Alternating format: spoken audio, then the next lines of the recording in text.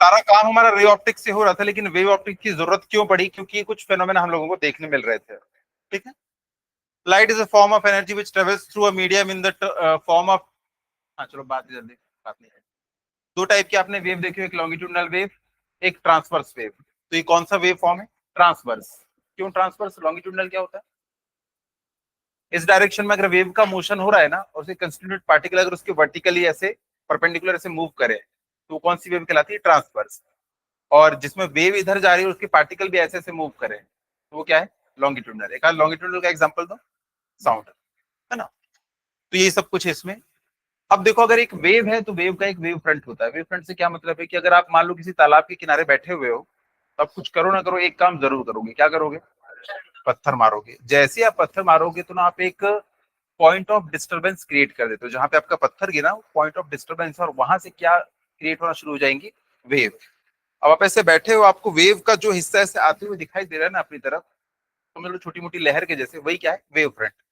अगर आप उसको टॉप से देखोगे तो वेव फ्रंट आपको कैसा दिखाई देगा? सर्कुलर। तो अगर आप पानी में पत्थर फेंकते हो, तो पानी की सरफेस क्या प्लेन है, इसलिए उसमें क्या दिखता है हमको? प्लेन वेव फ्रंट दिखता है, एक सर्कल की तरफ। लेकिन सोचो अगर यहाँ पे एक लाइट है, या मान लो एक मैंने बॉम्ब रखा, बॉम्ब अगर बॉम्ब एक्सप्लोड हो गया तो उससे क्या होगा? एक प्रेशर वेव निकलती है। प्रेशर वेव क्या प्लेन में निकलेगी या पूरी चारों तरफ निकलेगी? चारों तरफ। जो बल्ब है, बल्ब यहाँ पे ग्लो करता है तो उससे लाइट चारों तरफ निकलती है। तो उसका जो वेव फ्रंट है ना, वो कैसा इमेजिन करना है हमको? स्फेरिकल। तो हमारी लाइट में एक पॉइंट सोर्स से जो वेव फ्रंट बनेगा, मतलब एक लाइट को अगर आप वेव कंसिडर कर रहे हो, समझ लो लाइट की स्पीड ना बहुत स्लो है, बहुत स्लो है लाइट। और जैसे यहाँ पे बल्ब आपने चालू किया, उससे लाइट आपको ऐसे निकलती हुई दिखाई दिखाई देगी चारों तरफ। तो इसका जो वेव फ्रंट है वो कैसा दिख रहा है हमको? स्फेरिकल। इसका वेव फ्रंट कैसा होगा पॉइंट सोर्स का? स्फेरिकल। तो यहाँ पे देखो, यहाँ पे मैं स्फीयर बना नहीं सकता था, तो यहाँ पे देखो ऐसा आपको दिखाई दे रहा है, लेकिन पॉइंट सोर्स से हमेशा कैसा निकलेगा एक वेव फ्रंट? स्फेरिकल। मान लो एक ट्यूबलाइट है हमारा लाइट का सोर्स। अब इससे जो वेव फ्रंट निकलेगा वो देखो ऐसे करके बाहर निकलेगा। तो वेव फ्रंट कैसा होगा? सिलिंड्रिकल। एक लाइट सोर्स जो कि लाइन के फॉर्म में है, उससे जो वेव फ्रंट निकलेगा वो कैसे निकलेगा? सिलेंडर। मान लो ये लाइट है, एक ट्यूबलाइट है, और लाइट की स्पीड बहुत स्लो है, 1 सेंटीमीटर पर सेकंड। तो इससे लाइट देखो ऐसे आपको निकलते हुए दिखाई देगी ना पूरी। अगर लाइट बहुत स्लो है तो एक सिलेंडर के फॉर्म में दिखेगी। तो पॉइंट सोर्स के लिए वेव फ्रंट कैसा होगा? स्फेरिकल। और एक लीनियर सोर्स के लिए कैसा होगा? सिलिंड्रिकल। अब देखो, जब ये पॉइंट सोर्स से ये वेव फ्रंट दूर जाते जाएगा तो इसका सर्कल का डायमीटर क्या होने लगेगा? बढ़ने लगेगा। सोचो सन एक पॉइंट सोर्स है, हमसे 15 करोड़ किलोमीटर दूर, यहां तक के आते आते उसका जो वेव फ्रंट होगा, उसका रेडियस जो होगी वो कितनी हो जाएगी? 15 करोड़ किलोमीटर। यहाँ पे 15 करोड़ किलोमीटर का कोई रेडियस का कोई सर्कल है, वो हमको ऑलमोस्ट कैसा दिखाई देगा? प्लेन दिखाई देगा। तो इन्फानाइट पे अगर कोई सोर्स है, तो उससे जो वेव फ्रंट आता है वो हम तक आते आते कैसा हो जाता है? प्लेन वेव फ्रंट हो जाता है। उससे ऑलमोस्ट हमको लगेगा कि एक प्लेन आ रहा है। तो सन जो है एक पॉइंट सोर्स है, उससे जो वेव फ्रंट निकला, वो बड़ा होते जा रहा है, बड़ा होते जा रहा है, बड़ा होते जा रहा है। तो भैया उसका कर्वेचर आप एकदम कम हो जाएगा ना। तो कोई इन्फानाइट पे अगर पॉइंट सोर्स है ना, तो उसका वेव फ्रंट हमको कैसा आता दिखाई देगा? एक प्लेन की तरह। क्योंकि वो सर्कल बहुत बड़ा हो चुका है, उसमें हमको कर्वेचर नहीं दिखेगा। तुमको अर्थ में कर्वेचर दिखता है कि चलते हुए कहीं? नहीं। तो वैसे उस वेव फ्रंट का हमको कहीं कर्वेचर नहीं दिखेगा। तो ये एमसीक्यू में कई बार पूछता है कि पॉइंट सोर्स के लिए वेव फ्रंट कैसा है? स्फेरिकल। एक लीनियर सोर्स के लिए क्या है? सिलिंड्रिकल। और इन्फानाइट पे अगर कोई पॉइंट सोर्स रखा है उसके लिए क्या है? क्या है उसके लिए? प्लेन। तो हेडिंग डालिएगा वेव फ्रंट।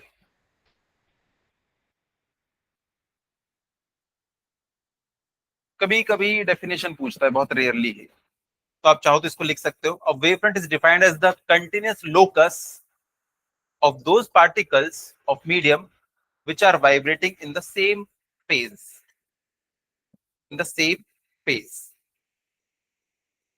वेव में आप लोगों ने सुना होगा क्रेस्ट एंड ट्रफ, है ना? तो किसी डिस्टरबेंस वाले पॉइंट से सेम डिस्टेंस पे जितने भी क्रेस्ट है सबको मिला दो तो आपको एक वेव फ्रंट मिल जाएगा। उससे सेम डिस्टेंस पे जितने भी ट्रफ है सबको मिला दो तो आपको फिर से एक वेव फ्रंट मिल जाएगा। तो सेम फेज बोल रहे हैं हम लोग, या तो सबके सब क्रेस्ट है या तो सबके सब ट्रफ है।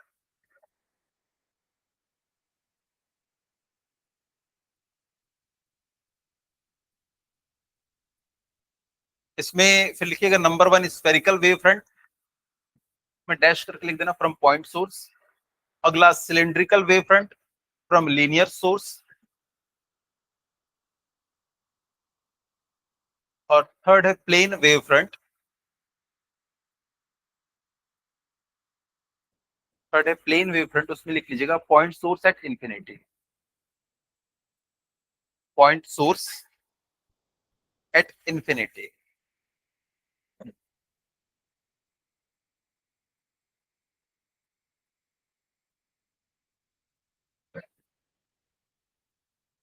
हाँ, सबसे पहला देखो स्फेरिकल वेव फ्रंट, इसमें डैश करके लिख लेना पॉइंट सोर्स, मतलब ये पॉइंट सोर्स से मिलता है। स्फेरिकल वेव फ्रंट डैश करके पॉइंट सोर्स, के बाद सिलिंड्रिकल वेव फ्रंट, इसमें डैश करके linear source of light. Linear source of light क्या हो सकता है? ट्यूबलाइट हो सकता है, या एक स्लिट हो सकती है, स्लिट। स्लिट समझते हैं? या दीवार पे अगर मैं एक ऐसी पतली सी वो बना दूं, मतलब खांचा बना दूं एक, जिसके आर पार हम लोग देख सकते हैं, लेकिन उसकी विड्थ क्या है? बहुत कम है, बहुत कम, इसलिए उसको स्लिट बोलते हैं। ये कोई स्लिट है कि स्लिट है क्या ये विंडो है, अगर इसकी विड्थ को मैं बहुत कम कर दूं, एकदम नैरो कर दूं, तो ये क्या बन जाएगा? एक स्लिट बन जाएगा। स्लिट की विड्थ बहुत कम होती है।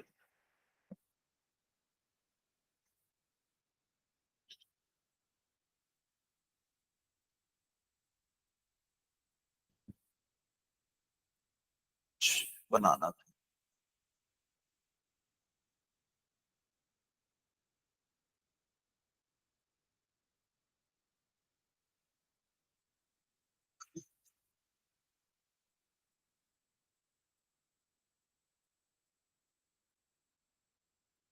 चलो भाई, तो देखो, अगर मैं एक ड्रॉ कर रहा हूँ एक स्पेरिकल वेव फ्रंट, अब यहाँ पे तो मैं टू डायमेंशनली ड्रॉ कर सकता हूँ, और जो हमारा सोर्स है, एकदम इंपॉर्टेंट चीज डिस्कस कर रहे हैं हम लोग, ये हमारा सोर्स है। इससे जो वेव फ्रंट निकला, देखो वेव फ्रंट यहाँ तक के पहुंच चुका है, और ये कैसा है? स्पेरिकल।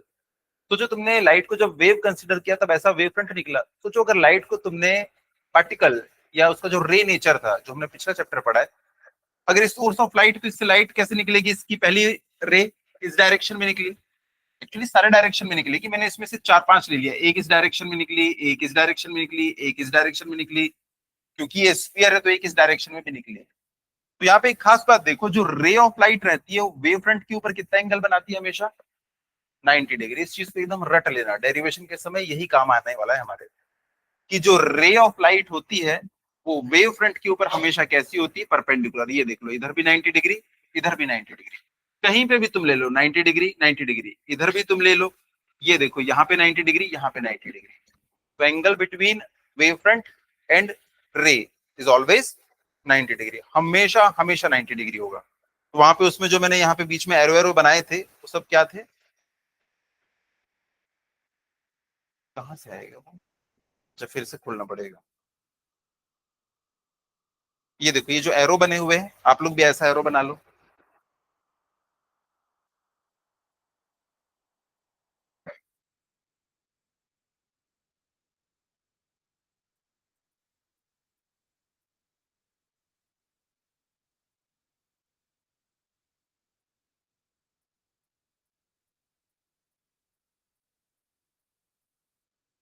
अगर हमारा एक प्लेन वेव फ्रंट होगा, प्लेन वेव फ्रंट, तो इसके ऊपर भी बीम्स कैसी होंगी? परपेंडिकुलर। देखो, ये परपेंडिकुलर, ये परपेंडिकुलर, ये परपेंडिकुलर। तो हमेशा जो रे होती है या बीम होती है, वो हमेशा वेव फ्रंट के ऊपर कैसी होगी? परपेंडिकुलर।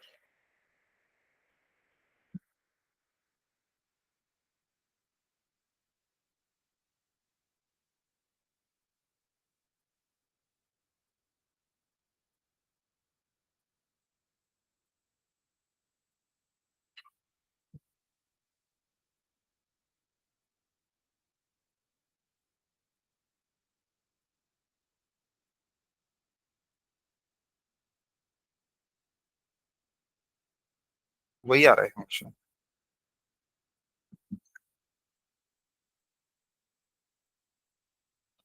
चलो उसी में चलते हैं, वीडियो देख लेंगे, उसके बाद ना सीधा पीपीटी पे आ जाएंगे हम लोग।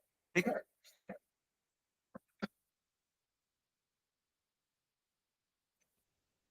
एक वीडियो से सारे डाउट क्लियर हो जाएंगे। तो आगे चल के ना हम लोग हाइगन का प्रिंसिपल पढ़ने वाले हैं, कि हाइगन ने हमको ये बताया कि वेव फ्रंट आगे कैसे बढ़ता है। ठीक है। बस एक लास्ट बार उसको बना लेते हैं और फिर चलते हैं। हाइगन ने एक प्रिंसिपल दिया था कि देखो ये एक अगर हमारा पॉइंट सोर्स है तो इससे जो वेव फ्रंट होगा, ये पहला वेव फ्रंट निकला, ये दूसरा वेव फ्रंट निकला, ये तीसरा, ये चौथा वेव फ्रंट निकला, और ऐसे करके वेव फ्रंट ये बढ़ता रहेगा। अब इस सब तरफ तो एक जैसा है, इतना बड़ा बनाने से अच्छा है कि मैं इसको ऐसा बना लूं तो भी आपके समझ में आ जाएगा। ये देखो, ये ऐसा ऐसा ऐसा, ये वाईफाई जैसे नहीं बढ़ रहा है ये पूरा, है ये पूरा, लेकिन मैं इसका एक छोटा सा पोर्शन बना रहा हूँ क्योंकि छोटे से में ही हमारा काम हो जा रहा है ना। तो भैया फिर बाद में पूछते हैं, भाई सर ये पॉइंट सोर्स है तो ये ऐसा ही क्यों निकाल रहा है? ये निकाल रहा है पूरा, लेकिन हम लोग अपने कन्वीनियंस के लिए इसको थोड़ा सा छोटा बना रहे हैं। तो ये वेव फ्रंट आगे कैसे बढ़ रहा है, वही हम लोगों को यहाँ पे डिस्कस करना है। तो हाइगन भाई साहब ने दो प्रिंसिपल दिए थे, दो प्रिंसिपल। पहला प्रिंसिपल ये था उनका कि देखो यहाँ से ये जो वेव फ्रंट निकला है ना, वो धीरे धीरे धीरे धीरे वो यहाँ तक के पहुंच गया है। इसके आगे वाला अगला वेव फ्रंट कैसे बनेगा वो मैं आप लोगों को बता रहा हूँ। तो हाइगन भाई साहब ने कहा कि किसी भी वेव फ्रंट का हर पॉइंट, इसके ऊपर कितने पॉइंट है? इनफाइनाइट। तो उन्होंने बोला इसका हर पॉइंट क्या एक्ट करेगा, खुद एक सोर्स की तरह एक्ट करेगा। इसमें से मैंने कुछ पॉइंट्स को ऐसे दिखा दिया है। तो उनका पहला पॉइंट था, each point on wavefront act as source. और सोर्स का काम ही क्या है? वेव फ्रंट बनाना। सोर्स ऑफ लाइट क्या होता है? वो वेव फ्रंट बनाता है, वेव बना रहा है लाइट की। तो अगर उसका वेव फ्रंट का हर पॉइंट खुद एक सोर्स बन गया तो वो भी क्या करेगा? एक वेव बनाएगा। तो जैसे ये बना रहा था ना वेव, वैसे ये भी वेव बनाएगा। लेकिन इसकी वेव जो थी ना, उससे इसको डिस्टिंग्विश करने के लिए ना, इसको हम लोग क्या कहते हैं? वेवलेट। समझ लो, वेव फ्रंट के बच्चे हैं वेवलेट। तो हर वेव फ्रंट का हर पॉइंट खुद एक सोर्स बन जाएगा। अगर वो खुद एक सोर्स बन गया है तो वो खुद भी क्या करेगा? वो खुद भी वेव फ्रंट बनाना शुरू करेगा। ये देखो, इसने भी वेव फ्रंट बनाना शुरू कर दिया, इसने भी वेव फ्रंट बनाना शुरू कर दिया। तो इनका पहला पॉइंट ये था कि वेव फ्रंट का हर पॉइंट खुद एक सोर्स बन जाएगा। दूसरा, हैगन के दोनों प्रिंसिपल बताए। तो पहला प्रिंसिपल क्या है कि वेव फ्रंट का हर पॉइंट खुद एक सोर्स ऑफ लाइट की तरह एक्ट करता है। अगर वो सोर्स ऑफ लाइट है तो वो क्या करेगा? ऐसी वेव फ्रंट बनाएगा। उसके बाद दूसरा, इन सारों को जोड़ते हुए आप एक टेंजेंट बना दो। ये देखो, इसको जोड़ते हुए मैंने एक टेंजेंट बना दिया। जैसे ही आप ये टेंजेंट बनाएंगे, आपको क्या मिल गया? ये अगला वेव फ्रंट। अब इसके भी जितने पॉइंट्स होंगे वो सब क्या बिहेव करेंगे? As source. इसके भी सारे पॉइंट ए सोर्स की तरह बिहेव करेंगे। ये सारे पॉइंट अब सोर्स की तरह बिहेव करेंगे। और जब ये सोर्स की तरह बिहेव करेंगे तो इसके ऊपर फिर से आप बना दीजिए। ये देखिए, ये ये अब हर पॉइंट इसका एक सोर्स की तरह बिहेव किया, उसने खुद का वेवलेट निकाला। उन सब के ऊपर आपने टेंजेंट ड्रॉ कर दिया तो आपको अगला वेव फ्रंट मिल गया। तो ऐसे करके जो वेव फ्रंट है वो आगे की तरफ बढ़ता है। एक्चुअल में ऐसे नहीं बढ़ता है, लेकिन उन्होंने बोला कि ऐसा आप कंसिडर करके अपना मैथमेटिकल मॉडल बना सकते हैं। तो ये चीज समझ आई? हाइगन का पहला प्रिंसिपल क्या है? वेव फ्रंट का हर पॉइंट खुद एक सोर्स की तरह बिहेव करेगा। अगर सोर्स की तरह बिहेव करेगा तो वो क्या करेगा? खुद के वेवलेट्स जनरेट करेगा। इसको वेवलेट्स कहते हैं। उसके बाद उसका दूसरा पॉइंट क्या था? इन सारे वेवलेट्स के ऊपर अगर आप टेंजेंट ड्रॉ करते हैं तो वही क्या बन जाता है? नेक्स्ट वेव फ्रंट बन जाता है। तो इसको हम लोग ना एक वीडियो के थ्रू देखते हैं तो और समझ में आएगा, क्लियर हो जाएगा।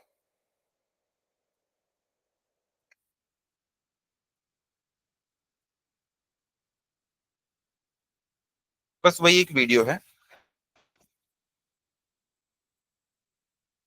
हाँ, ये वीडियो। ये देखो, यहाँ पे कोई सोर्स रहा होगा, ये उसका वेव फ्रंट है। पहला प्रिंसिपल, वेव फ्रंट का हर पॉइंट खुद कैसे बिहेव करेगा? एक सोर्स की तरह। तो देखना, इसको मैंने स्लो मोशन में रखा है यहाँ पे कि इसका हर पॉइंट, ये देखो हर पॉइंट तो बनाना पॉसिबल नहीं था, तो इसके देखो ये पॉइंट एक सोर्स की तरह बिहेव करेंगे। अगर ये सोर्स की तरह बिहेव कर रहे हैं तो ये खुद का वेवलेट जनरेट करेंगे। ये देखो, इन्होंने वेवलेट जनरेट किया। अब इसके ऊपर क्या करेंगे? जो वेवलेट बना रहे हैं, बना पूरा ऐसा गोल रहे हैं, हमें उस डायरेक्शन में आगे बढ़ना है, इसलिए हम उसी डायरेक्शन में आगे बना रहे हैं। अब उसके ऊपर उन्होंने टेंजेंट ड्रॉ किया, वो क्या बन गया? नेक्स्ट वेव फ्रंट बन गया। तो ऐसे करके वेव जो है ना, ये आगे की तरफ बढ़ती है। ऐसा उन्होंने एक मैथमेटिकल मॉडल दिया। कि यहाँ तक की चीज समझ में आ गई? बस इसके बाद सब कुछ समझ में आ जाएगा। ठीक है, तो आप अपनी कॉपी में लिखिए Huygens principal.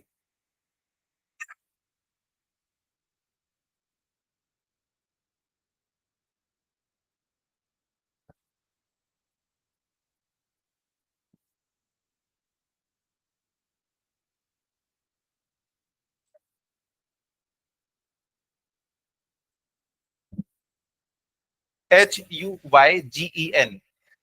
Epistrophe S. Huygens principle.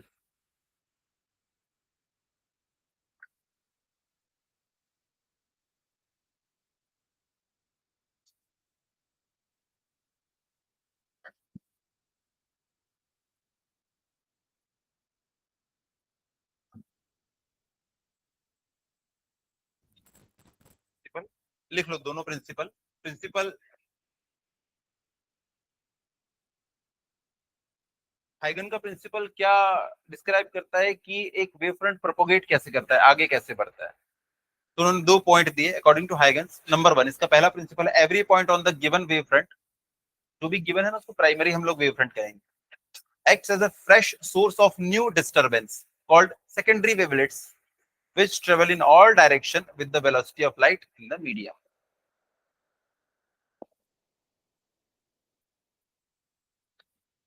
Short में each point of wavefront acts as a source of light.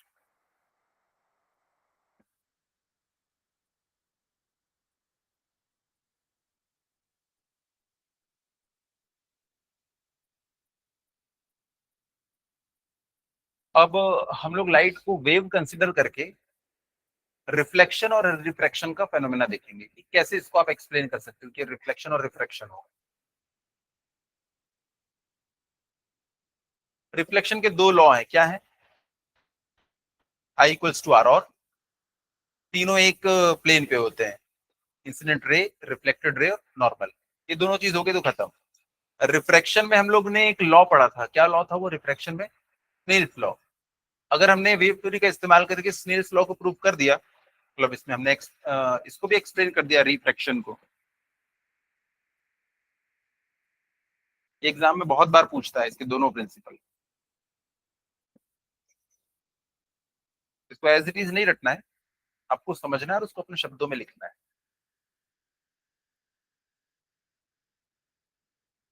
Tangent to secondary wavelets in forward direction gives the new wavefront.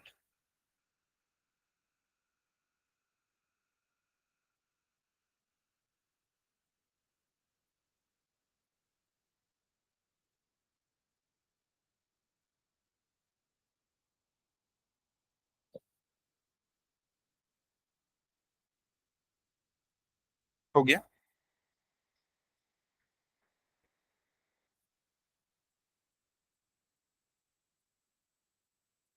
Next heading डालिएगा reflection on the basis of wave theory. ये भी exam में पूछता है, इसको ना proof करके दिखाइए वेव थ्योरी से रिफ्लेक्शन को. तो हेडिंग डालिएगा reflection on the basis of wave theory. मैं आप लोगों को यहाँ पे एक्सप्लेन कर देता हूँ और उसके बाद ये शीट तो आपके पास है ही, तो इसको ना अच्छे से घर में लिखना. ठीक है, डायग्राम देखो अच्छे से बना हुआ है, पूरा थ्योरी भी इसमें लिखा हुआ है. तो इसको लिखने के लिए आपके पास भरपूर समय, घर में समझने के लिए समय नहीं है. देखो पूरा लिखा हुआ है अच्छे से. ठीक है, तो इसको मैं समझा देता हूँ, उसके बाद यहाँ तो बना ही हुआ है ये. तो चलो हम लोग पढ़ रहे हैं रिफ्लेक्शन. सबसे पहले रिफ्लेक्शन. तो रिफ्लेक्शन में एक मिरर का हम लोग इस्तेमाल करेंगे. ये हमारा मिरर है, मिरर का नाम है M1 M2. ये वाला पॉइंट है इसका M1, ये वाला पॉइंट है इसका M2. अगर ये मिरर है तो इसकी ये वाली सरफेस के ऊपर पॉलिश होगी, लेकिन मैं यहाँ पे पॉलिश नहीं कर रहा हूँ क्योंकि इससे पूरा कचरा हो जाता है यहाँ पे. ठीक है, अब देखो यहाँ से ना एक प्लेन वेव फ्रंट है वो चला. प्लेन वेव फ्रंट यहाँ से चला, ये एक प्लेन वेव फ्रंट है. ये प्लेन वेव फ्रंट यहाँ से यहाँ से यहाँ से यहाँ से यहाँ पहुंच जाएगा. लेकिन प्लेन वेव फ्रंट आगे कैसे बढ़ता है? वही हाइगन के प्रिंसिपल. पहला प्रिंसिपल क्या है इसका? कि इसका हर पॉइंट एक सोर्स की तरह बिहेव करेगा. तो देखो ये हर पॉइंट ना ऐसे सोर्स की तरह बिहेव करेगा. ये अब इसके ऊपर मैंने बना दिया टेंजेंट, ये अगला वेव फ्रंट हो गया. ऐसे करते करते अब इसके ऊपर भी देखो बनाऊंगा. ऐसे बनाते रहूं क्या गोले? नहीं, मैं सीधा आगे बढ़ जाऊं. तो ये धीरे धीरे ना वेव फ्रंट जो है आगे की तरफ बढ़ रहा है. देखो अब ध्यान से, ये वेव फ्रंट जैसे जैसे आगे बढ़ रहा है, इसको मैंने नाम दिया है पॉइंट ए और इसके इस पॉइंट को नाम दिया है पॉइंट बी. ये धीरे धीरे यहाँ पे पहुंचा है. तो ये वेव फ्रंट देखो जैसे ही यहाँ पे ये पहुंचा, दिख रहा है ना पैरेलल वैसे. अब देखो ये वाला पॉइंट ए यहाँ पे पहुंच चुका है और पॉइंट बी यहाँ पे पहुंच चुका है. अब क्या होगा, इस सरफेस के पार तो जा नहीं सकता. अब इसका जो वेव फ्रंट बनेगा वो नीचे की तरफ नहीं बनेगा, इसका वेव फ्रंट बनेगा कहाँ? ऊपर की तरफ. अब ये वेवफ्रंट धीरे धीरे बड़ा होने लगेगा, ये पॉइंट ए एक सोर्स की तरफ बिहेव किया, अब देखो ये वाला इसका ये बड़ा होने लगेगा वेवफ्रंट, इसने यहाँ पे वेवफ्रंट निकाला, ये धीरे धीरे वेवफ्रंट बड़ा होने की लगा, बड़ा होने लगा, बड़ा होने लगा थोड़ी देर के बाद। लेकिन जब ये बड़ा हो रहा है तब तक कि ये वाले सब भी तो आगे की तरफ बढ़ रहे हैं भैया। ये यहाँ पे इसने वेवफ्रंट निकाला, ये देखो ये ऐसा, उसने भी तो ये एक वेवफ्रंट निकाला होगा, तब एक हमको नया वाला यहाँ पे वो मिला होगा। उसके बाद धीरे धीरे इसका भी तो साइज बढ़ते जा रहा है। तो जब ये यहाँ पे इसने यहाँ से पहला वेवलेट निकाला, ये इस डायरेक्शन में बढ़ेगा और ये तो अभी इसी डायरेक्शन में बढ़ रहा है। जैसे ये वाला पॉइंट आके इस वेवफ्रंट का यहाँ पे टच होगा, जैसे इसका यहाँ पे पॉइंट आके टच होगा, ये देखो एक नया वेवलेट निकालेगा ये भी, अब ये भी रिफ्लेक्ट हो रहा है। तब तक के ये तो बहुत पहले टकरा चुका था, इसका जो वेवफ्रंट होगा उसका साइज क्या हो चुका होगा, बढ़ चुका होगा, इसका साइज बढ़ चुका होगा, इसका साइज बहुत बढ़ चुका होगा, ये ऐसे करके बढ़ चुका होगा। जब आप इसके ऊपर एक टेंजेंट ड्रॉ करोगे, देखो इसका आपने वेवफ्रंट तब तक के बनाया जब तक कि ये यहाँ पे टच नहीं हो गया, ये यहाँ तक के पहुंच गया, पर ये तो जस्ट अभी क्या हुआ है, पैदा हुआ है।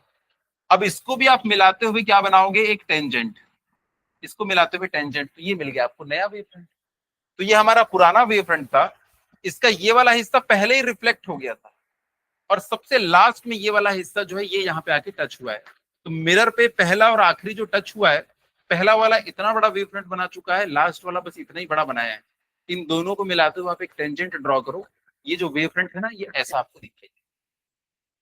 ये वाला जो वेवफ्रंट का हिस्सा है ये कहां से चला है, ए से।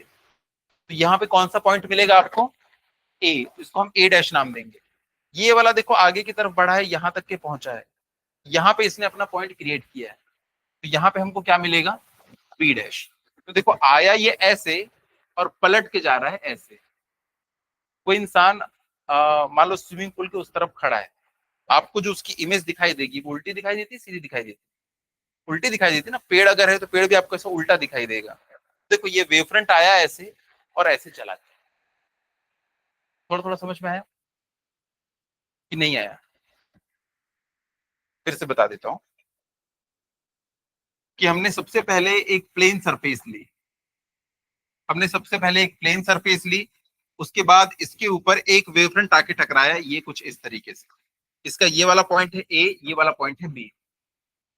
अब यहाँ पे देखो ये जो वेवफ्रंट है ये तो आगे की तरफ बढ़ सकता है, क्योंकि यहाँ पे अभी कोई मिरर नहीं आया, लेकिन यहाँ तो अब मिरर आ चुका है, मिरर के आर पार जा सकता है क्या, नहीं। अब तो भैया ये रिफ्लेक्ट होगा, क्योंकि ये रिफ्लेक्टिंग सरफेस, मिरर लिया है ना मैंने, मिरर से तो रिफ्लेक्ट होता है। तो इसका जो वेव फ्रंट बनेगा ये ऐसा बनेगा, लेकिन इसका वेव फ्रंट तो ऐसा बनेगा चारों तरफ। और ये वेव फ्रंट पहले इस डायरेक्शन में बढ़ रहा था, इसलिए टेंजेंट हम लोग इसी डायरेक्शन में ड्रॉ कर सकते हैं।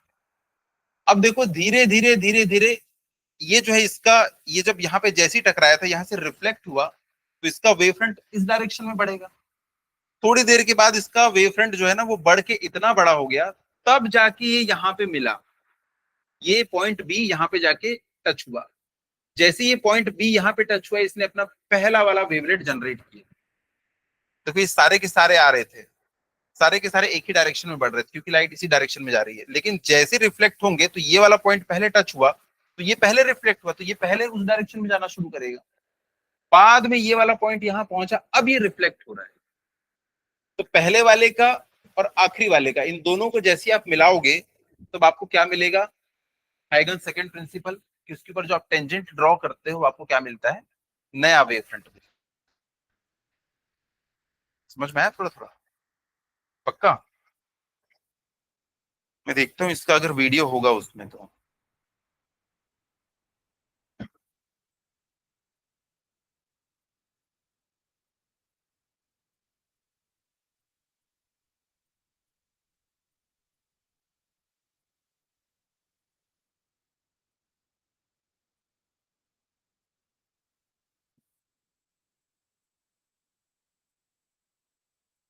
कितनों को थोड़ा थोड़ा समझ में आ गया है?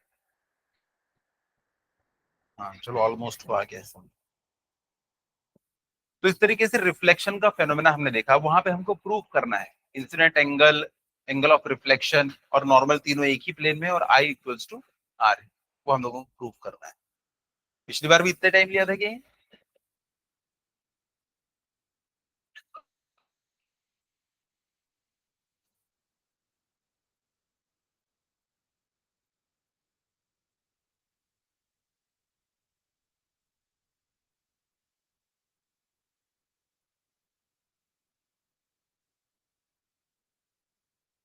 किसी को समझ नहीं आया लगता है।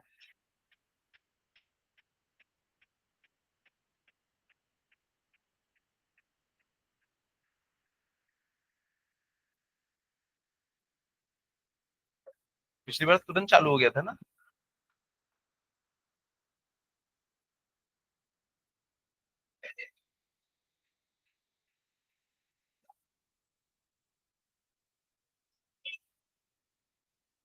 चलो कोई बात नहीं, इसी में हम लोग आगे बढ़ते हैं। देखो, ये यहां से मैंने इसके ऊपर 3 पॉइंट ले लिए, 1 2 3। ये वेव फ्रंट ऐसे आया, और जैसे यहाँ पे स्ट्राइक किया, इसका ये जो पॉइंट जब यहाँ पे स्ट्राइक किया तो ये पहले रिफ्लेक्ट हुआ, और हम लोग वेव के फॉर्म में इसको पढ़ रहे हैं, तो वेव है तो ये अपनी वेव निकालेगा। तो इसने पहला वेव फ्रंट निकाला, दूसरा वेव फ्रंट निकाला, ये देखो ये पहला वेव फ्रंट, दूसरा वेव फ्रंट, तीसरा, चौथा, और जब ये यहां तक के पहुंचा, तब पता है बी यहां से यहां तक के पहुंचा, क्योंकि देखो ये ऐसे वेव फ्रंट ऐसे जा रहा है ना, ये सब तो अटक गए यहाँ पे, यहाँ से रिफ्लेक्ट हो गए, ये पॉइंट बी देखो आगे की तरफ जा रहा है, ये यहाँ पे टकराया। जैसे ही यहाँ पे टकराया, इसने अपना ये डेवलप किया यहाँ पे वेवलेंथ। तो देखो ये और ये, इसको मैंने एक साथ मिला दिया, एक टेंजेंट ड्रॉ किया दोनों के लिए, तो ये क्या मिला हमको, नया वाला वेव फ्रंट। अभी समझ में आया थोड़ा बहुत। तो यहाँ पे हमको ये नया वाला वेव फ्रंट मिला। ये वेव फ्रंट ए भी ऐसा था, अब देखो ये पलट के ऐसा हो, इसी कारण हमको इमेज उल्टी मिलती है। इसमें एक और चीज, एंगल ऑफ इंसिडेंस और एंगल ऑफ रिफ्लेक्शन हम लोग किसको लेंगे, ये जो आता है, इसको हम लोग प्लेन के साथ जो एंगल है ना, इसको एंगल ऑफ इंसिडेंस बोलेंगे। वेव फ्रंट का प्लेन के साथ में जो एंगल बनता है उसको हम लोग क्या कहते हैं, एंगल ऑफ इंसिडेंस। अच्छा एक्चुअल में बताओ कि जो रे होती है वो वेव फ्रंट के ऊपर हमेशा कैसी होती है, 90 डिग्री। तो जो रे है, ये देखो ये रे, ये तो हमेशा वेव फ्रंट के ऊपर कैसी रहती है, 90 डिग्री, 90 डिग्री रहती है। अब अगर मैं इस सरफेस के ऊपर, येलो वाली सरफेस के ऊपर नॉर्मल ड्रॉ करूं, तो तुमने एक चीज पढ़ी थी कि जो रे होती है वो इंसिडेंस एंगल के साथ में कितना एंगल बनाती है, आई। तुम खुद देखो, अगर ये आई है और यहां से यहां तक के 90 है, तो ये वाला एंगल और ये वाला एंगल सेम होगा या नहीं। अगर ये पूरा ऐसा हो जाए तो ये कैसा हो जाएगा, ऐसा, ताकि ये दोनों एक दूसरे के ऊपर परपेंडिकुलर रह सके। तो ये एंगल जो है ना, रे बनाती है नॉर्मल के साथ में। तो जो प्लेन होगा वो किसके साथ में एंगल बनाएगा, सरफेस के साथ। अभी भी नहीं आया समझ में भैया, ये ग्रीन वाला और पिंक वाला, ये दोनों के बीच एंगल 90 डिग्री होना चाहिए, क्योंकि वेव फ्रंट और रे दोनों के बीच एंगल कितना होता है, 90 डिग्री। अब देखो, पहले वेव फ्रंट ऐसा था, तो सॉरी, बीम अगर ऐसी थी, तो वेव फ्रंट कैसा होगा, ऐसा होगा, क्योंकि दोनों के बीच एंगल कितना होना चाहिए, 90 डिग्री। पर सोचो अगर ये थोड़ा सा ऐसा टिल्ट कर गया, तो इसको भी तो टिल्ट करना पड़ेगा। तो देखो ये जैसी आई एंगल टिल्ट किया, तो इसको भी क्या करना पड़ेगा, आई एंगल टिल्ट करना पड़ेगा। इसलिए इसको याद रखना कि प्लेन के साथ में वेव फ्रंट का जो एंगल रहता है उसको हम लोग एंगल ऑफ इंसिडेंस कहेंगे, और प्लेन के साथ में ही वेव फ्रंट के एंगल को क्या कहेंगे आगे चल के, एंगल ऑफ रिफ्लेक्शन कहेंगे। तो इसमें एंगल ऑफ इंसिडेंस और एंगल ऑफ रिफ्रैक्शन, ये जो एंगल होगा ये एंगल ऑफ इंसिडेंस होगा, और जब ये ऐसे टकरा के जब ये वापस जा रहा होगा, तो इसी को हम लोग क्या कहेंगे, एंगल ऑफ रिफ्लेक्शन कहेंगे। अभी नहीं आया समझ में, क्योंकि देखो यहाँ पे जो बीम होगी, जो रे जाएगी, वो इसके तो परपेंडिकुलर जाएगी, ये देखो परपेंडिकुलर। अगर मैं यहाँ पे एक नॉर्मल ड्रॉ कर लूं, तो देखो इन दोनों के बीच तो 90 डिग्री होना चाहिए, इसलिए ये जितना इधर उठा होगा ये भी इतना उधर गया होगा, तो ये देखो ये भी एंगल ऑफ रिफ्लेक्शन आएगा। अगर इन दोनों को एक ही पॉइंट में मैंने ड्रॉ कर दिया, इसको उठा के यहाँ पे लेके आया, तो देखो नॉर्मल के साथ एंगल ऑफ इंसिडेंस और नॉर्मल के साथ एंगल ऑफ रिफ्लेक्शन आप लोगों को क्लियर दी जाएगी। ठीक है, तो चलो इसको ड्रॉ करना शुरू करते हैं, बड़ा इंपॉर्टेंट है ये। इसमें अच्छा, इस डायग्राम में कोई डाउट है, समझ में आ रहा है। तो देखो ये पहला पॉइंट यहाँ पे ए पे आया, ये वाला पॉइंट ए, इसने जैसे ही अपना वेवफ्रंट निकालना शुरू किया, और तब तक कि ये भी आगे की तरफ बढ़ रहा है। ये तो पहले टकरा गया तो ये रिफ्लेक्ट हो गया, लेकिन अभी ये मिरर की तरफ जा रहा है, मिरर की तरफ जा रहा है। यहाँ से रिफ्लेक्ट होने के बाद ये पहला जब बनाएगा ना, तब ये कुछ डिस्टेंस तक के पहुंच जाएगा। तो देखो यहाँ पे ये जो कुछ भी हो रहा है, ये कहाँ पे हो रहा है, एयर में। एयर में लाइट की स्पीड कितनी होती है, सी। एयर में लाइट की स्पीड सी होती है। तो देखो पॉइंट बी जो है, पॉइंट बी यहाँ पे था, पॉइंट ए यहाँ पे था, थोड़ी देर के बाद आपको रिफ्लेक्ट होकर ये कुछ ऐसा दिखाई दिया, बी डैश यहाँ पे और ए डैश यहाँ पे। तो देखो पॉइंट बी यहां से यहां तक के पहुंचा है, पॉइंट बी यहां से यहां तक के पहुंचा है, इसको यहां से यहां तक के पहुंचने में लगा कितना टाइम, टी, टाइम टी। और वेवफ्रंट किसकी स्पीड से पहुंचा होगा हवा में, स्पीड ऑफ लाइट। इसकी स्पीड जो है, स्पीड वो है सी। तुम्हें टाइम पता है, तुम्हें स्पीड पता है, तो तुम बी और बी डैश के बीच की डिस्टेंस निकाल सकते हो। तो बी बी डैश कितना होगा, B B dash distance is equal to speed into time. तो इसको हम लोग लिख सकते हैं क्या, टी इंटू सी। वैसे ही देखो पॉइंट ए यहां से लेके यहां तक के पहुंच गया, वो भी कितना, सेम टी टाइम पे, सेम टी टाइम पे। तो ए से ए डैश की डिस्टेंस कितनी हो जाएगी, सेम वही, A A dash is equals to T into T. सब कुछ लिखा हुआ है यहाँ पे, अच्छे से लिखा हुआ है।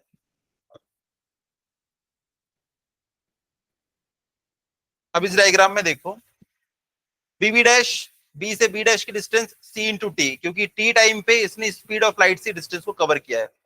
उतनी ही देर में पॉइंट ए से वेवफ्रंट जो है वो ए डैश पे पहुंच गया है, सेम टाइम पे। तो A dash is equal to T into T. अब यहाँ पे हमको दो ट्राइंगल दिख रहे हैं, दो ट्राइंगल, एक ट्राइंगल ये वाला और दूसरा ट्राइंगल ये वाला। इन दोनों में देखो, ये वाला जो एंगल होगा, ये एंगल कितना होगा, 90 डिग्री। तो ये वाला एंगल भी कितना होगा, 90। तो इसका 90 डिग्री, इसके पास भी एक 90 डिग्री। उसके बाद इनके बीच एक साइड कॉमन है, ए बी डैश, दोनों के पास कॉमन है, इनका एक एंगल सेम हो गया। उसके बाद एक साइड इनकी कॉमन है और एक और साइड इनकी सेम है, बी बी डैश और ए डैश। तो इनकी एक और साइड कॉमन है। अगर दो साइड एक एंगल कॉमन है तो ये कैसे ट्राइंगल हो जाएंगे, सिमिलर, कॉन्ग्रेंट, यानी कि इनकी हर चीज सेम है, इनकी हर चीज सेम है। तो अगर इनकी हर चीज सेम है, अगर इनकी हर चीज सेम है, तो ये वाला एंगल और ये वाला एंगल भी क्या होगा, सेम। और अभी हमने देखा कि ये है एंगल ऑफ इंसिडेंस और ये है एंगल ऑफ रिफ्लेक्शन। तो यहां से प्रूफ हो जाता है कि इसका एंगल ऑफ इंसिडेंस और एंगल ऑफ रिफ्लेक्शन सेम होगा। तो यहाँ पे देखो पूरा लिख दिया है मैंने कि according to Huygens principle every point on A B is a source of secondary wavelets. Let the secondary wavelet from B strikes mirror at A dash in t seconds. तो A से A dash पहुंच गया वो t second में, और ये B से B dash पहुंच गया t सेकंड में। आपको कुछ नहीं कहानी लिखना है, आपको बस ये डायग्राम बनाना है। From diagram B B dash is equals to C into T, where T is equals to time taken for wavelets to come from B to B dash, C is speed of light. Similarly A dash is equals to C into T. उसके बाद ये दोनों triangle कैसे हो जाएंगे, congruent. तो congruent हो गए तो उसमें ये वाला एंगल जो होगा, angle B A B dash और A dash B dash B, ये दोनों क्या हो जाएगा, सेम। और आप इसी को डिक्लेयर कर देंगे कि ये है एंगल ऑफ इंसिडेंस और ये है एंगल ऑफ रिफ्लेक्शन, दोनों क्या हो गए, सेम। क्या यहां तक की समझ में आया, पक्का। उसके बाद देखो ये वाला जो बीम था, ये वाला बीम, ये तो सीधा जाके यहाँ पे स्ट्राइक किया है, सीधा जाके यहाँ पे स्ट्राइक किया। तो इसी पॉइंट पे देखो आपको angle, incident ray, reflected ray, ये इंसिडेंट रे और ये रिफ्लेक्टेड रे, इंसिडेंट रे और रिफ्लेक्टेड रे। नॉर्मल के साथ इंसिडेंट रे जो एंगल बनाती है, रिफ्लेक्टेड रे भी क्या करेगी, सेम एंगल बनाएगी। तो सेम पॉइंट पे आपको तीनों भी दिख गए और दोनों एंगल भी सेम हो गए। बोलो नहीं आया समझ में। मुझे पता है थोड़ा इमेजिन करना पड़ता है कि कैसे वेवलेट वहां पे निकल रही है, कैसे जा रही है, लेकिन अभी हम लोगों को कुछ चीज याद रखना पड़ेगा कि हाँ ये हो रहा है, ठीक है। कोई समस्या है इसमें, हाँ तो इसको डायग्राम को बनाओ और लिख लो, अभी लिख लो। Reflection on the basis of wave theory.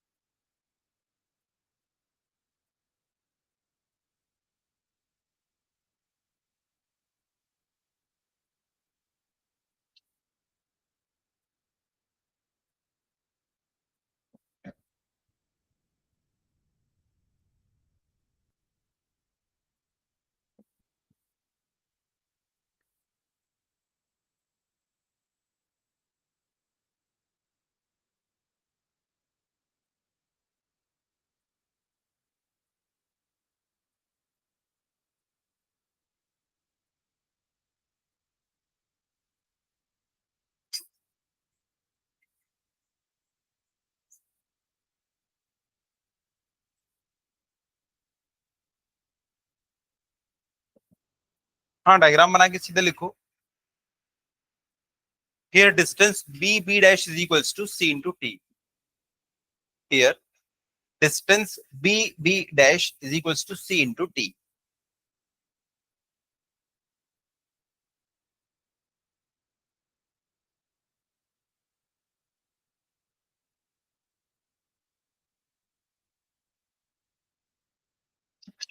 ये देखो, एक आई रे और ये तो रिफ्लेक्ट होके ऐसी चलेगी।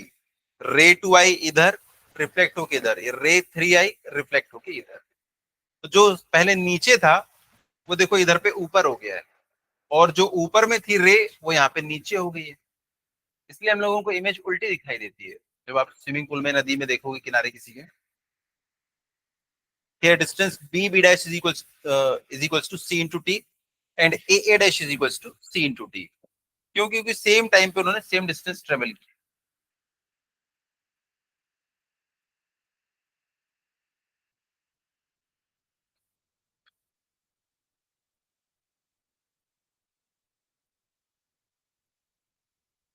इन triangle B A B dash and triangle A dash B dash A, angle B is equals to angle A dash is equals to 90 degree. ये दोनों एंगल इसमें, ये देखो जो एंगल बी है, ये वाला एंगल बी और एंगल ए डैश, ये दोनों 90 डिग्री है। Angle B is equals to angle A dash is equals to 90, दिख ही रहा है। ये एंगल, ये एंगल, ये दोनों 90 डिग्री, ये दोनों 90 डिग्री। ये पहली चीज। दूसरी, B B dash is equals to A dash is equals to C into T, ये दोनों चीज भी सेम है। और तीसरी चीज, A B dash is common. A B dash common है, मतलब दो साइड सेम हो गई और एक एंगल सेम हो गया। कोई भी तीन चीज अगर आपने सेम कर दी ना, तो क्या हो जाएंगे वो? Congruent triangle. Hence they are congruent triangle.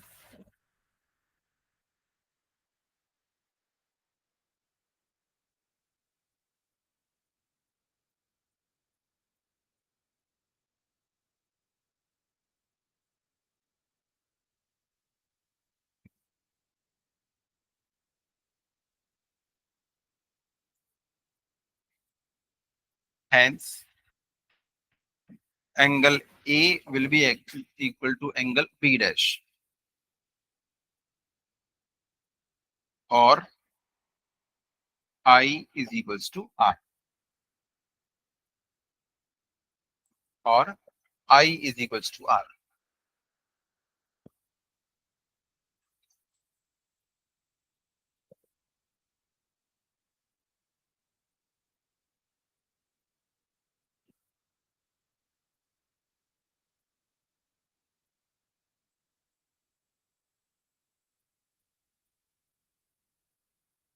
हो गया? चेंज करूं स्लाइड?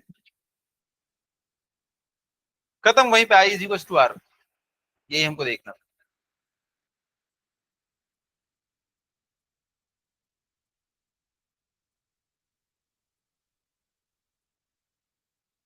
चलो हो गया ये।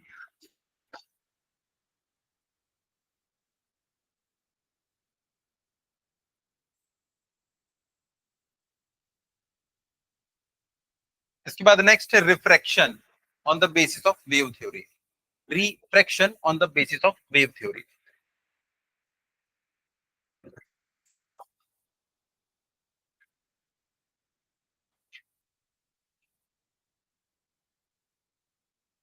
चलो भाई देखो अब यहाँ,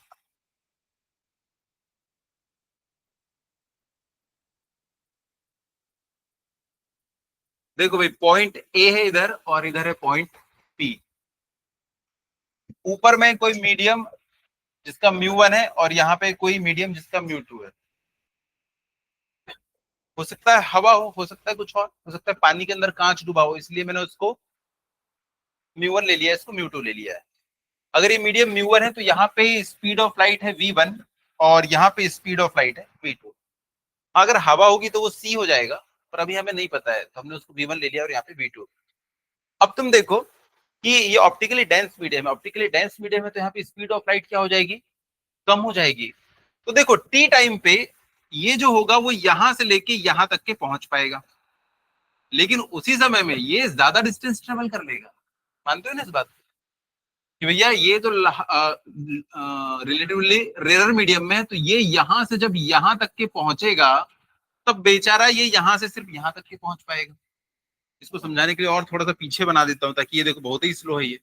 अब तुम देखो ये अगर इसको मैं सीधा मिला दूं यहाँ पे, मैंने ऐसा कैसे मिला दिया, क्योंकि ये यहां से यहां तक के ट्रेवल कैसे किया है, वेव के फॉर्म में। ये देखो ऐसा वेव के फॉर्म में ये ऐसा ट्रेवल किया, ये यहीं तक के पहुंच पाया, और ये तो भैया बहुत फास्ट फास्ट यहां तक के पहुंच गया, क्योंकि वो रेयर मीडियम है, ये डेंस मीडियम में, इसलिए बेचारा स्लो गया। अब देखो इसका ये वेवलेट तुमने बनाया और इसका तुमने वेवलेट बनाया, इन दोनों को अगर मिला दो तो तुमको क्या मिल जाएगा, नया वाला वेव फ्रंट। ये मिल गया तुमको नया वाला वेव फ्रंट। तो देखो यहाँ पे ये जो होगा ये होगा एंगल ऑफ इंसिडेंस, ये होगा एंगल ऑफ रिफ्रैक्शन। अब चलो यहाँ पे ना उसको बनाने की कोशिश करते हैं, रे ऑफ लाइट को। रे ऑफ लाइट तो आपको पता है हमेशा कैसी होती है, परपेंडिकुलर। ये इसके ऊपर परपेंडिकुलर, ये इसके ऊपर परपेंडिकुलर, ये इसके ऊपर परपेंडिकुलर, ये देखो ऐसा। लेकिन यहाँ पे देखो ये रे ऑफ लाइट अब ऐसी बनेगी ना परपेंडिकुलर, और तुमको तो पता ही है कि हमेशा रे ऑफ लाइट कैसी हो जाती है, जब मीडियम चेंज होता है तो बैंड हो जाती है ना। देखो इसको भी हमने देख लिया कि ऐसे करके बैंड होता है। तो बैंड क्यों हुआ, क्योंकि देखो यहाँ पे स्पीड ऑफ लाइट हो जाती है कम, तो ये कम डिस्टेंस ट्रेवल कर पाता है इसका जो वेव फ्रंट है। और जैसे ये नए वाले में इसने एंटर किया, यहाँ पे देखो इसने छोटा सा अपना वेव फ्रंट बनाया होगा, दोनों को एक साथ मिला दो आप, तो आपको दिख रहा है कि जो नया वेव फ्रंट है ना उसका एंगल थोड़ा सा ऐसा चेंज हो गया है ना। ये एंगल मैंने बताया था, प्लेन के साथ वेव फ्रंट का angle angle of incidence, plane के साथ रिफ्लेक्टेड का एंगल एंगल ऑफ रिफ्रैक्शन। तो डायग्राम थोड़ा थोड़ा समझ में आया, इसको ठीक ठाक से यहाँ पे मैंने बनाया है, ये देखो ऐसे करके। तो इसमें एंगल का ना थोड़ा सा ऐसा दिखाना मिसमैच ज्यादा ही, कि ये यहाँ पे कुछ ज्यादा ही ऐसा था और यहाँ पे देखो ये अब एंगल बहुत कम हो गया है। तो इस डायग्राम को आप लोग बना लो।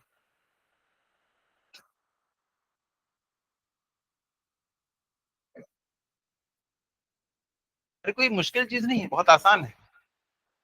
इसने मीडियम चेंज किया इसलिए बेचारा स्लो हो गया, ये यहीं पे दौड़ रहा था, और जैसे ही वो यहाँ पे पहुंचा मैंने क्या किया, तुरंत एक वेव फ्रंट बना दिया कि एक नया वेव फ्रंट बना देते हैं।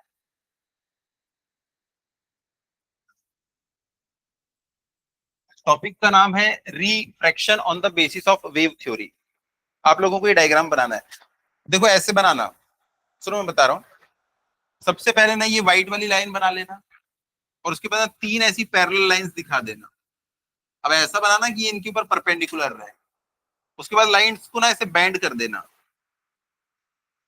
उसके बाद उसके ऊपर परपेंडिकुलर इसको बना देना।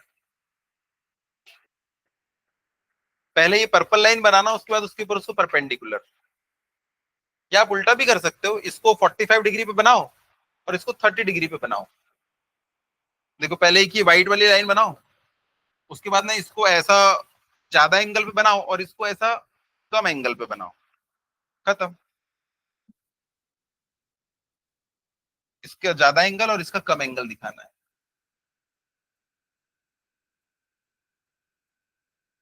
हाँ बॉक्स बना सकते हो, कोई दिक्कत नहीं। आपको मीडियम चेंज होता हुआ दिखाना है, दैट्स इट।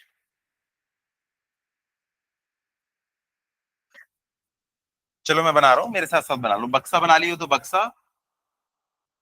ये देखो मैंने पहले इसको बनाया, उसके बाद मैंने पहले इसको बनाया, एक लाइन ऐसी।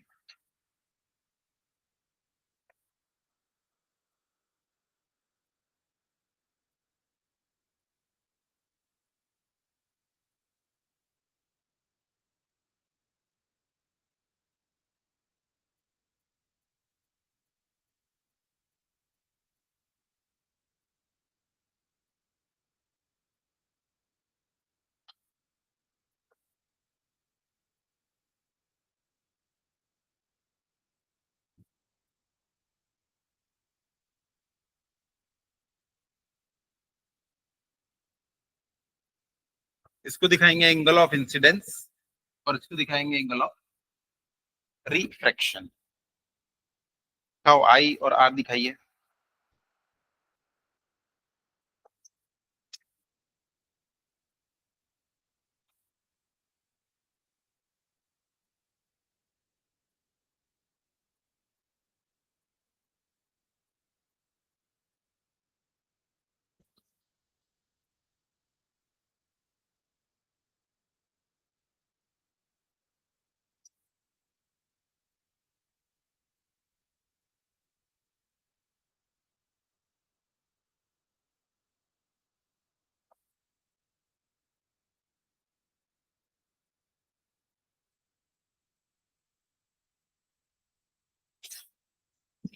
हो गया।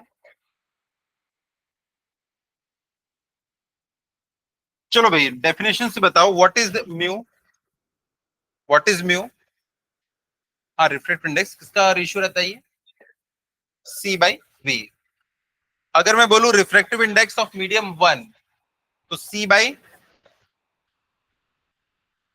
V1, और म्यू टू को बोलूं तो सी बाई V2। अगर मैं दिस डिवाइड बाय दिस कर दूं तो ये हो जाएगा mu two upon mu one, mu two वाला इधर, सी बाई V2 और सी बाई V1। सी कट जाएगा और mu two upon mu one is equals to V1 by V2। यहां तक की कोई दिक्कत नहीं। चलो अब ट्रिग्नोमेट्री लगाएंगे हम लोग, और यहां से मुझको बताओ what is sine I. Sine I, ये साइन आई, ये एंगल है, इसके सामने वाला ये देखो, ये वाला एंगल तो 90 डिग्री होता है, तो ये परपेंडिकुलर है। एंगल के सामने वाली साइड हमेशा परपेंडिकुलर होती है, तो एंगल के सामने वाली साइड हमेशा परपेंडिकुलर, तो बी बी डैश अपॉन, भैया ये परपेंडिकुलर है तो ये बेस होगा, दोनों के बीच ही तो 90 डिग्री बनता है। और सबसे बड़ी वाली साइड क्या हो जाती है, हाइपोटेनियस, ये हो जाएगा ए बी डैश। चलो मुझको बताओ sine R is equal to, अगर ये एंगल है तो इसके सामने वाली साइड परपेंडिकुलर है ना, यहाँ पे 90 डिग्री बना है, तो A A dash, A dash divided by वही बेस ए बी डैश। अगर मैं यहाँ पे आपसे पूछूं sine I upon sine R is equal to क्या होगा,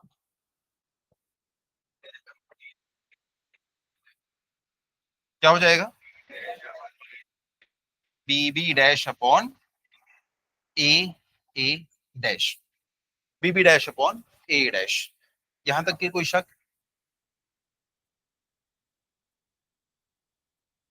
यहां तक की कोई डाउट नहीं। अब बीबी डैश क्या है, डिस्टेंस, बीबी डैश क्या है, डिस्टेंस। टी टाइम में इसने ज्यादा डिस्टेंस कवर करी है, बीबी डैश डिस्टेंस है। ऊपर में लाइट की स्पीड कितनी है V1, और मीडियम के अंदर लाइट की स्पीड कितनी है V2, तो टी टाइम में इसने ये डिस्टेंस को कवर किया है।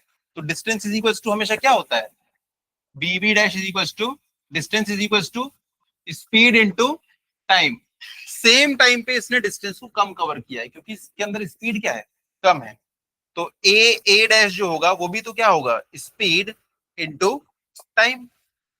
इसको पुट कर देते हैं, तो यहां से हमको मिल गया sine I upon sine R is equal to B B dash की जगह पे V1 इंटू टी, और A sine R A dash की जगह पे V2 इंटू टी, टी से टी खत्म, तो हमको मिल गया sine I by sine R is equal to V1 by V2।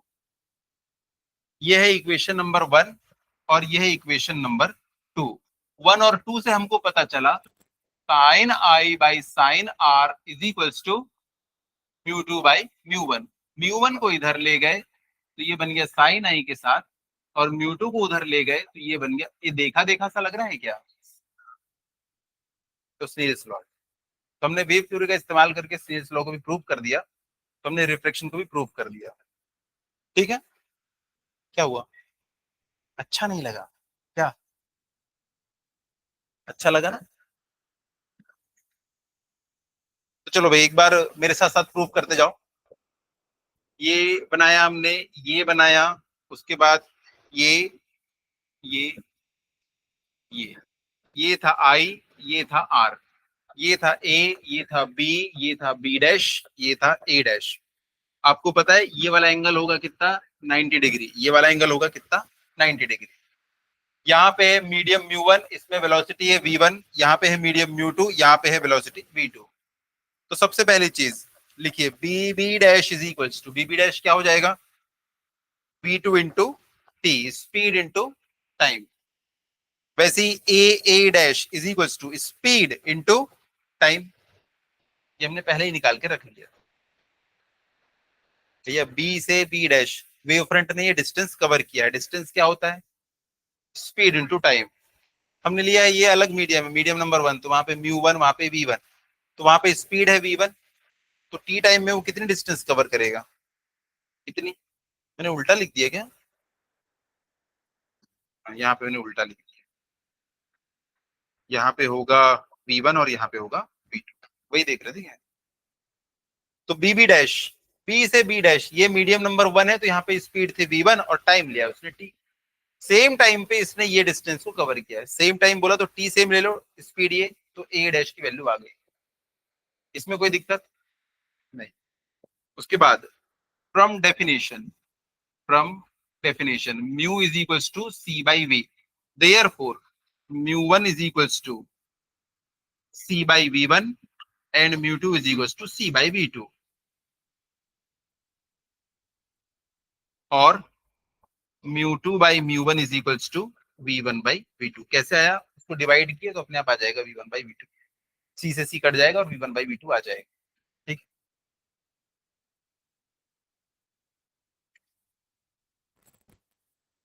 In triangle A B B dash sine I is equals to perpendicular upon hypotenuse.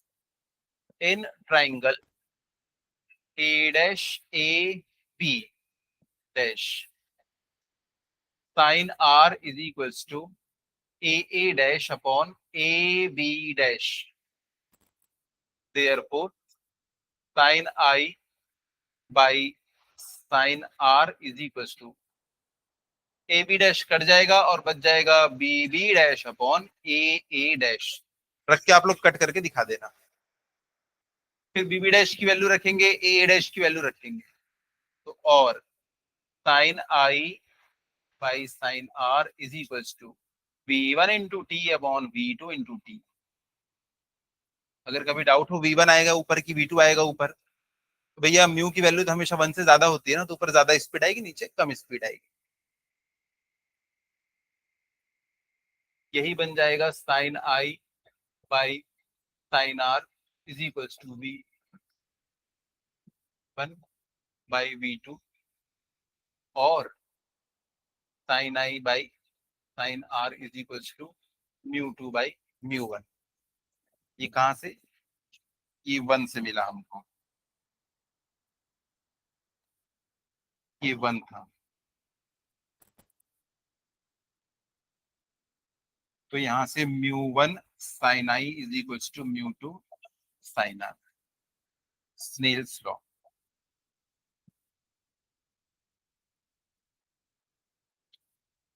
यही हमारे स्नेल भाई साहब का लॉ है।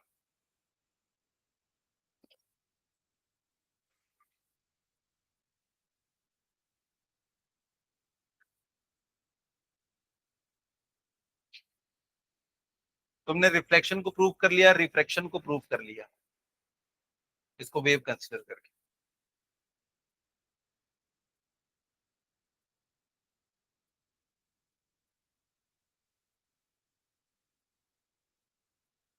हो गया।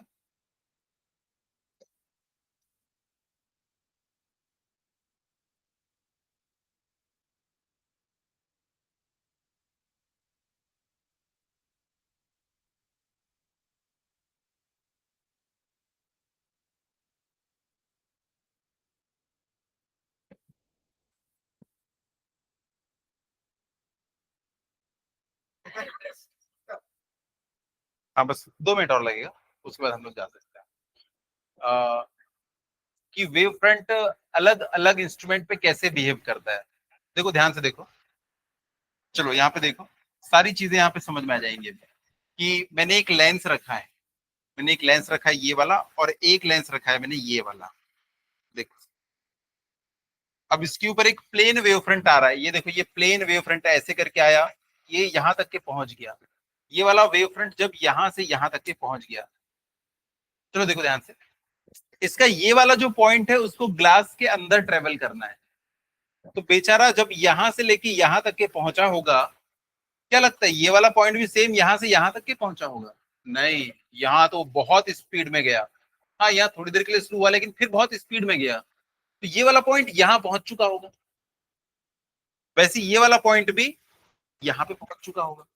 जब इन तीनों, ये तीनों भी तो सोर्स की तरह बिहेव करेंगे, तीनों को मिलाते हुए एक टेंजेंट ड्रॉ करोगे तो आपको वेव फ्रंट कुछ ऐसा दिखाई देगा।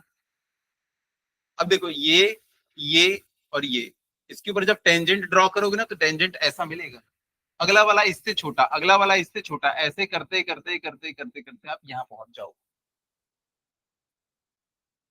इसको रे डायग्राम के थ्रू देखो।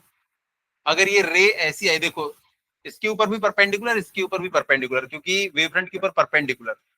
अब यहाँ पे देखो ये परपेंडिकुलर ऐसा जाएगा, देखो इसके ऊपर परपेंडिकुलर परपेंडिकुलर परपेंडिकुलर परपेंडिकुलर, इन सब के ऊपर परपेंडिकुलर, ये ऐसा perpendicular 90 degree 90 degree 90 degree 90 degree 90 degree.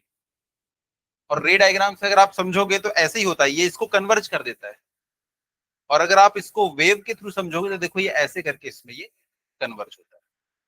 इसके साथ हो जाएगा इसका उल्टा।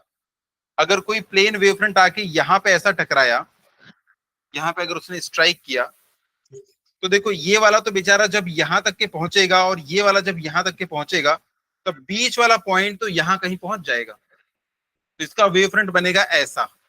इसके ऊपर आप बनाओ, आपको नया वाला जो वेव फ्रंट मिलेगा वो इससे भी ज्यादा बड़ा है। ये देखो ऐसे ही डाइवर्ज हो जाता है। और अगर यहाँ पे भी आप रे बनाओ तो देखो ये ऐसी बनेगी जो कि सबके ऊपर परपेंडिकुलर है। ये वाली रे सबके ऊपर परपेंडिकुलर, ये वाली रे देखो इधर भी परपेंडिकुलर, इधर भी परपेंडिकुलर, इधर भी परपेंडिकुलर, इधर भी परपेंडिकुलर। परपेंडिकुलर अगर आपको रखना है तो वेव्स को ऐसे आपको डाइवर्ज करना पड़ेगा रेस को। समझ में आ रहा है? तो यहां से हमको दिखता है कि कैसे डाइवर्ज होती है। हमने वेव के थ्रू भी देखा कि देखो ये लेट पहुंचा यहाँ पे, ये दोनों इसलिए यहाँ पे ये थोड़ा सा बल जा गया, उसके कारण ये ऐसा हो गया। और हमने इसको रे के थ्रू भी समझा।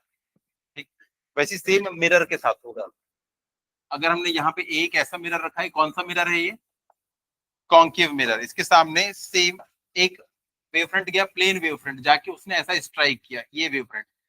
अब ये मिरर, ये वाला पॉइंट तो तुरंत रिफ्लेक्ट कर देगा, ये वाला पॉइंट भी तुरंत रिफ्लेक्ट। ये तो बहुत देर बाद जब इधर जाएगा उसके बाद रिफ्लेक्ट होगा।